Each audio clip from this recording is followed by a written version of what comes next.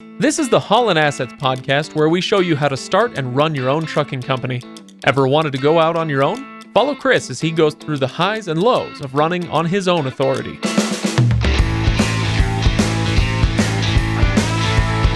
Welcome, everybody. Welcome to the Haulin Assets podcast. I am Craig, your host, and over there he is... Chris. Still the same guy. Can't get rid of me. Well, now you're not the same guy anymore because we can see you, Chris. So for anybody listening in, we are doing something a little bit different this week. If you go check out the Facebook page, it may be on the Facebook page, and maybe go check out the YouTube channel that we'll put this on. Yeah, the Haulin Assets YouTube channel. That's probably the best place to put it. Yeah, go check out the new YouTube channel. This is going to be on there. We are recording this, so welcome to anybody who's watching. And if you'd like to watch, we'd love to have you. Does that mean I have to smile now? No. No, I'll take care of that. I have this You've weird, got the pretty face, this weird nice perma smile, hair. something like that. So we are glad to venture into a new territory with the Haulin Assets podcast, video style. So anyway, we'd love to see you there. I'll also remind you, I've mentioned the Facebook page already, but go to haulinassetsllc.com and go check out the full show notes and the documentation that we have for these episodes. You can also go to both of those places and now the YouTube channel to comment and let us know what you think of these episodes, what you want us to talk about in the future, and so on and so forth. So today, Chris, we are going to be talking about the truck again. Okay, so we've talked a little bit about this third truck that you purchased, but we're getting a little bit more information about it today.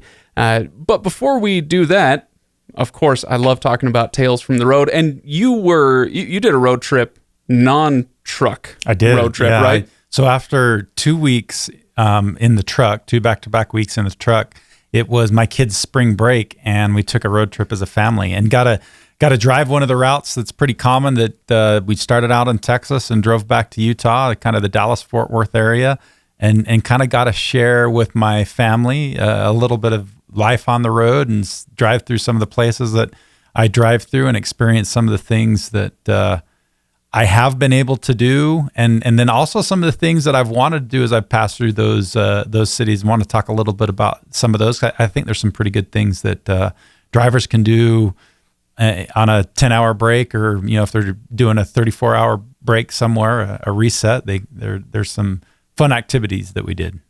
Such as, you got any good examples? Yeah, so we obviously going from the Dallas-Fort Worth area into Salt Lake, you're going to drive through Amarillo. And in Amarillo, we did a couple cool things. There's this steakhouse. It's called the Big Texan Steak Ranch. It's the home of the 32-ounce steak challenge, 72 ounce. 72. That's 4.5 pounds of steak. I thought you were going to tell me that this was like a nice, classy French joint that serves you a half. In Amarillo, come on. A half ounce of of steak. Have you ever been to Texas? I'm just kidding, man. They don't do that there. No. No. So it's a 72-ounce steak challenge, and if you can eat, it's crazy. You have to eat a 72-ounce steak. I think it's 2 potatoes, a salad, a roll, and shrimp cocktail. And if you can eat all that in under an hour, you get it for free. In an hour? In an hour. It's 72 ounce. That's a lot. That's a lot of steak. You want to know what the record is? Do I? Yeah, I guess. What? So it was set by a 125-pound woman. Okay. 4 minutes and 58 seconds. Oh, jeez. Can you imagine that? Did she survive? She had a second one. She's got the record for 2 and 3, I think, as well. I'm pretty sure it's the same lady. Yeah, it's crazy. It does sound fun. But it is fun, and it's really trucker friendly. There's several truck stops in the area, and they have this free limo service. They'll come pick you up in a limo, take you to the steakhouse. You can eat your meal, and they'll drive you back. It's awesome. It's a lot of fun. Okay. Yeah. Anything else? Any other highlights from the road? So also in Amarillo, anybody that's driven through Amarillo, you see this spot off to the side of the road that has these cars that are buried halfway down into the dirt, and it's right on I-40, and it's all these old Cadillacs that they've buried, and you can go and spray paint them and just graffiti them. Really? Yeah. So we stopped with it was fun. My kids loved it. We stopped, and the wind was blowing like 30 miles an hour, and so my youngest kid don't pee into the wind. Don't spray paint into the wind either. My daughter learned that the hard way. Lost a few brain cells that day. Yeah. It was pretty funny watching them trying to battle the wind and spray paint the Cadillacs. That's pretty good. So that was pretty fun. Then we, going through, we stopped at one of the truck stops that I love and stop quite regularly to fuel. Russell's Truck and Travel Center had lunch there. They have this really cool museum with a bunch of cars, old cars and new cars. There's like 4 Mustang Shelby GTs. Wow. That are pretty sweet. That's pretty cool. Yeah, and a bunch of older cars. They've got like a almost 100-year-old Model T. It's a pretty cool truck stop, pretty cool place to stop. Yeah, very nice. And then the last thing I want to talk about was one of the things, this has been on my bucket list for most of my life. And most people may not know this, but Albuquerque, New Mexico is like one of the hot air balloon capitals of the world. I did know that, actually. Yeah. So that's cool. We did a hot air balloon ride in Albuquerque. You went up. We then. did. Okay. Yeah, we did it. Nice. It's one of those things that especially if you're doing like a 34-hour reset in Albuquerque or can make that work, I would highly recommend it. It was a ton of fun. We saw a beaver going over the Rio Grande River. Lots of different cool sites, and it was a lot of fun. Yeah, well, this sounds like a heck of a road trip. It sounds like a lot of fun. Didn't kill any kids. We had a good time. Well, if that's your benchmark, I got to say that's a pretty low bar to clear. I'm not the easiest dad to live with. Okay, so let's go, Chris, to our topic du jour, because we're sticking with our French theme here. Our topic du jour You're going to turn off all of our listeners. Nobody's going to want to listen anymore. You speaking in French. Sorry. Go back to enjoying your freedom fries, everyone. There we go. That's better. The topic is the new truck, and you wanted to get a little bit more in depth into this. So last time we talked about, I think it was last time, maybe 2 episodes ago, we talked about the new freightliner that you purchased and some of the things that you liked and didn't like about it after a couple of days on the road. But you wanted to get into a little more detail about the purchase process, the decision process that you went through for getting this truck, right? To give a little more insight. Yeah. So you always hear in the trucking industry, people talking about, do you buy new trucks? Do you buy used trucks? What's better? And I don't know that I still have a great answer for that. Most of the bigger fleets that supposedly know what they're doing pretty much buy all new, or they lease stuff. They use it for 3 years and then turn it in and go get a newer vehicle. I think the verdict's still out of whether that's the right way to go or not. And so this is going to kind of give us an opportunity as Haulin Assets to kind of be the guinea pigs and show people. So, we decided for several reasons to get a new truck. We've got a couple other that are on order, and 3 Freightliners. Now, it was your decision-making process. Did it include, I just want to know what this is like to have a new truck so that I can tell my audience about it? That's part of it, yeah, absolutely. Really? Okay. Mm-hmm. All right. Just curious. That was definitely part of it. Okay. So what you purchased a new truck with, you said Detroit engine and all the stuff that comes with the new trucks, the bells and whistles that you got on the new automatic truck. Yeah. Tell me a little bit more about that process, the decision process. Well, so part of it was the fact, and we've talked a little bit about this before, is just that it's a Detroit engine. So, Detroit is one of the engines that you can go to just about any decent size service center and they can work on it. They've got the parts, they've got the expertise. Exactly. And they've got the computer systems. Like Detroit Diesel has given basically almost free reign to the computer system that you plug in to diagnose an engine, and about anybody can diagnose problems and repair them. So that's like the exact opposite of PACCAR and Volvo, who pretty much lock down and only allow a limited number of authorized service centers to work on their engines. And so that's going to be one of the nice things about Detroit is hopefully it'll make it easier to find a place that can get us in and out quickly when there are things that need to be fixed on a truck. Okay.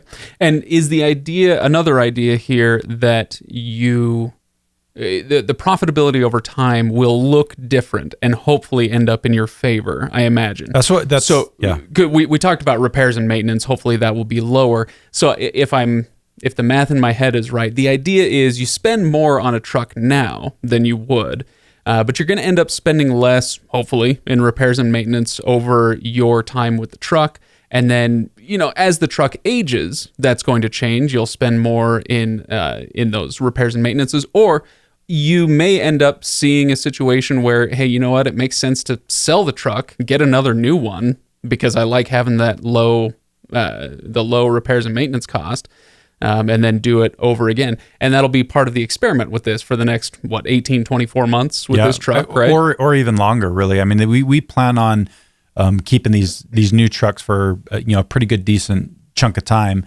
And that's really, so you've kind of touched on one of the two biggest reasons of why we decided to go with a new truck versus a used. And that's really just kind of the overall profitability, because in theory, it should have lower costs. You buy a brand new piece of equipment, you're spending a lot of money. And so the truck payment is going to be way bigger than it is with a used truck. But the theory can we talk about that actually? How much bigger? You know what? I can't remember exactly. I would say our current trucks, the payments are around $1,500 a month. The used ones. Payments, the used ones. Okay. I think on these new trucks, if I remember right, the payments around $3,000, so almost double. Wow. Okay.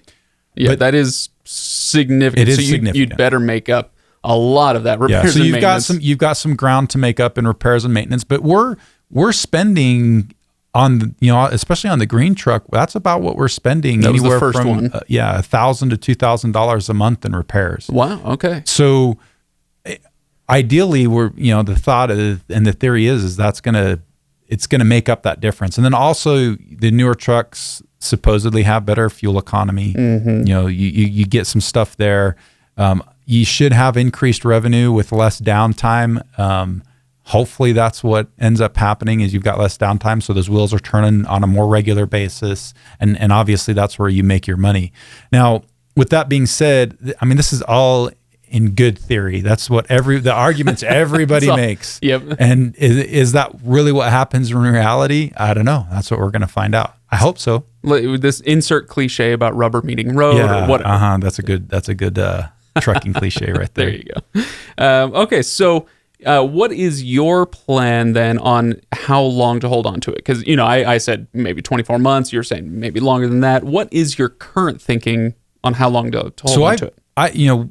Talking to people that own or manage larger fleets, I've heard people say everything from they keep them for 250,000 miles and no matter what, go get a new one, or they keep them, 5 years or 500,000 miles. Whichever comes first. And that kind of seems like the most normal, because a lot of especially small to mid-sized fleets, they'll get an extended warranty that takes them up through 500,000 miles, and then that's when they'll sell the truck. And we've talked about that in some of the other truck buying episodes earlier. That 500,000 mark is pretty common, right? Where you start seeing a lot of fleets offloading their older equipment. And I think we would like to extend that at least another year. I think our idea at this point is we want to be able to hold on to them for about 6 years, 600,000 miles, is essentially get another year on top of what other fleets are doing.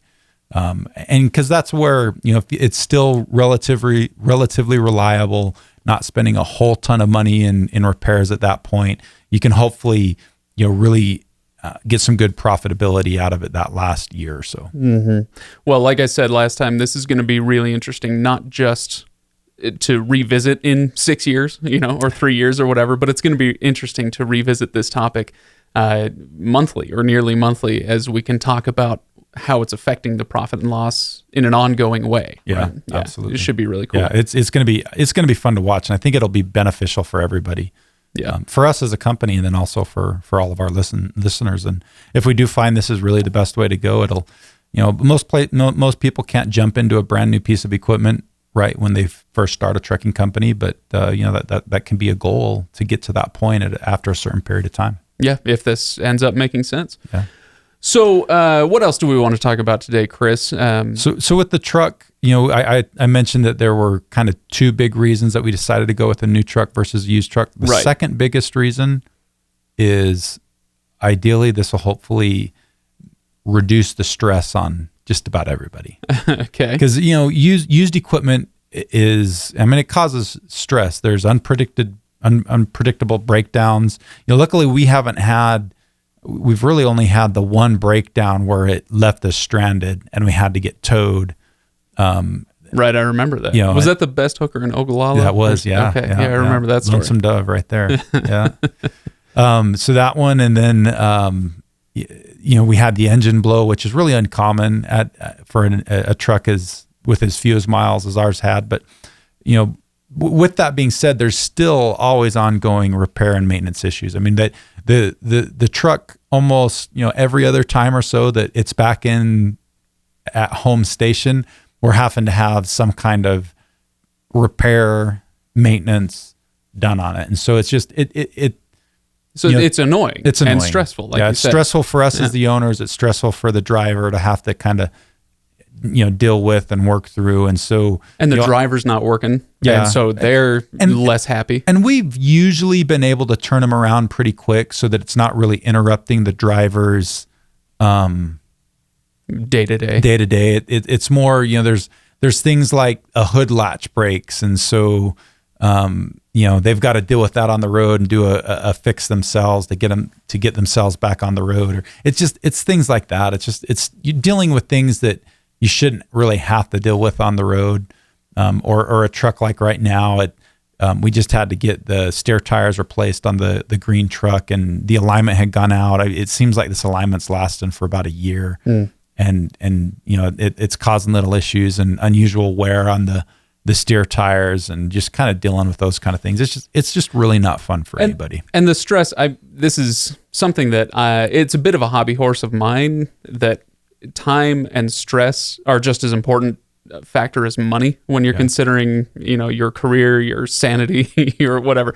Money is important, and you need to be making money and doing what you can in that way. But if it's taking all of your time so that you have nothing, you can't do anything else, or if it's causing you so much stress that it's affecting your health or your happiness, then those are things to consider as well. So absolutely. So even if it ends up costing to throw a number out there, an extra $100 or $200 a month to have a new truck versus a used truck, what about the stress cost? From OnePlus 8 Pro. Wait, now we've got my Echo device yelling at me here in the room. That's funny. So anyway, let's move on then from this. Speaking of avoiding stress, one of the biggest stressors, obviously, that can ever happen in the trucking world is getting in an accident.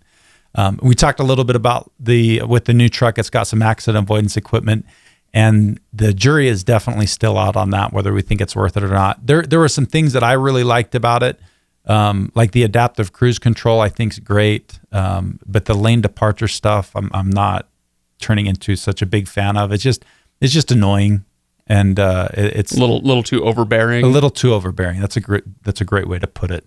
And so I don't know that we're ordering our next truck that we're getting is not going to have it on it, and so we're going to kind of take the pros and cons and see what we like the best. But one of the funny things is some contracts require it. Like I'm pretty sure FedEx contracts, if you're doing stuff for FedEx Ground, your trucks have to have that accident avoidance stuff on it. And so really? That's something that you kind of need to keep in mind. There may be reasons to have that in your fleet. I'm not sure about it, but some of the other bigger contractors like UPS or Amazon, they may require it too. And so that's something that as you're buying trucks, and especially new trucks, you may want to keep in mind. You may need to have it based on who you're hauling for. Kind of opens up some doors for you potentially. To have different styles of trucks that can do different things. Yeah, interesting. absolutely. I'd never considered that ever. Yep. So that's cool. What else on the new truck do we want to talk about? Do you feel like I think that's about it. You've got that one pretty well covered. Yep. Now, before we started, Chris, you mentioned to me that there had been some challenges this month in the company, and I wanted to ask you about that. So as we shift away from the truck, let's go to that. What kind of challenges did you run into? I'll get into the specifics in just a minute, but before we kind of start talking about the challenges, I want to talk about a book that has taught me some really good principles, a book that I really, really like, that has kind of helped me keep things in perspective as we've gone through some of these challenges. And, Haulin Assets over the last couple of years has had its fair share of challenges, just like any company does. no matter how well a company's working, there's always going to be challenges. So the book is called The Top 10 Distinctions Between Millionaires and the Middle Class. It's by Keith Cameron Smith. It's a super good book. It's a simple book to read. It's pretty short, but it's really one of those things that can help you change your mindset. And really, we talked about, especially early on in this podcast, of changing your mindset from that of a driver to that of an owner. Right. And this is one of those things that can really, in some ways, even take that mindset to the next level. And it's a really good book. Highly recommend it. Look it up, read it. It'll be good for you. Okay. So what sort of things did this book impart to you? So he talks about 10 differences between, or 10 distinctions, I think is what he calls them, between millionaires and the middle class. And the first one that he talks about, and the one that I kind of want to focus on today, is that millionaires think long-term, where the middle class has more of a short-term thinking, short-term mentality. And he kind of breaks that down into different economic classes. He says that the poor people typically think on a week-to-week basis, and middle class typically thinks month to month, whereas rich think more on year to year. And he even breaks that down even further and says the very rich typically think about things from one decade to another. So their perspectives are just, as you increase that economic ladder, your perspective and your goals and what you're looking for become really different. Okay. And he says, to kind of go along with that each group has a kind of a different primary goal. And he says that the poor typically their goal is really survival. Like, what am I going to eat for my next meal? Yeah, it's got to be. And that's really what it boils down to. Whereas the middle class, the thing that's the most important to them and their goal is comfort and just being comfortable. Living in comfort, I guess, is the best way to put it. I'm raising my hand right now because, hello. That's you. I must be a middle-class mindset. Yeah. And then he says the rich, the thing that's important to them is freedom. And he says all of those, whether your survival, comfort, or freedom is your goal, that's really kind of what sets the precedence in your life and what it drives what you focus on, right?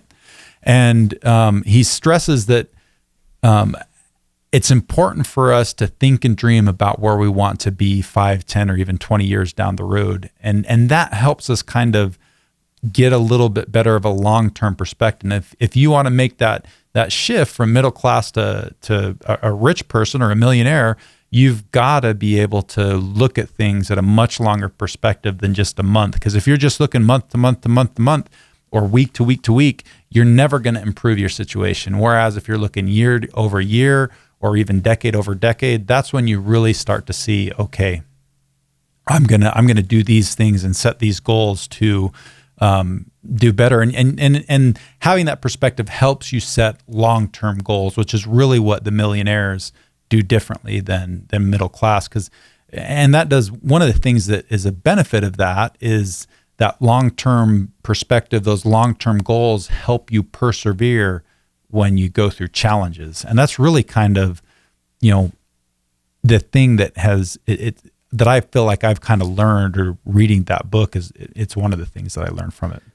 So this makes sense. I suppose I would have a whole lot of questions that I'm sure the book would answer if I read it cover to cover. But how does this relate to what you want to talk about as far as trucking? I can see the simple, maybe surface level, hey, think further ahead than next week. But yeah, dig into it for me. So one of the things is that when you've got that long-term perspective, you're willing to persevere through short-term difficulties and short-term challenges in order to achieve that long-term goal. And, if you think about it, where he says, you remember what I said, middle-class people, what's their goal? What's their objective? Comfort. Yeah. And so if your sole objective in life is to live a comfortable life, you're going to avoid the things that cause you pain. And oftentimes that's challenges. Going through challenges are not easy. Starting a business is not easy.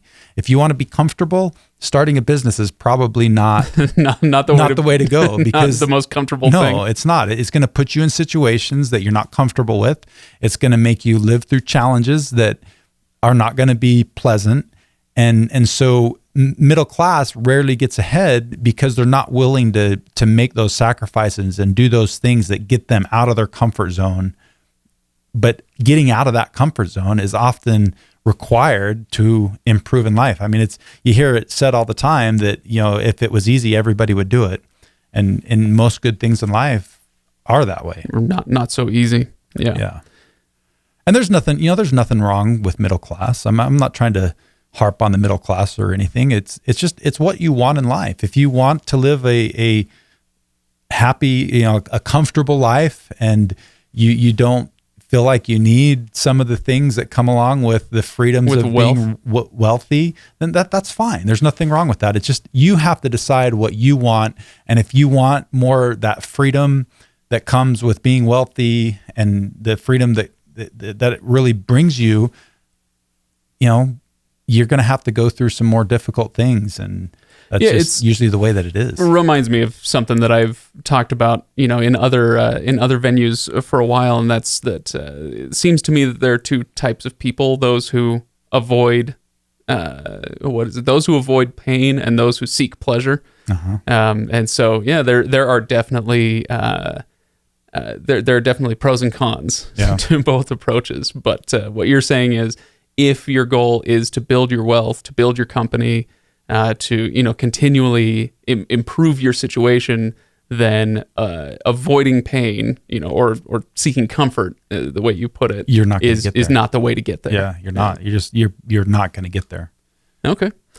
Well, so how else do you want to relate this to our topic today? Why are you bringing all this up with the challenges that you faced this month? So let's talk about why I'm bringing this all up right now is because we're facing a uncomfortable situation and a little bit of a challenge.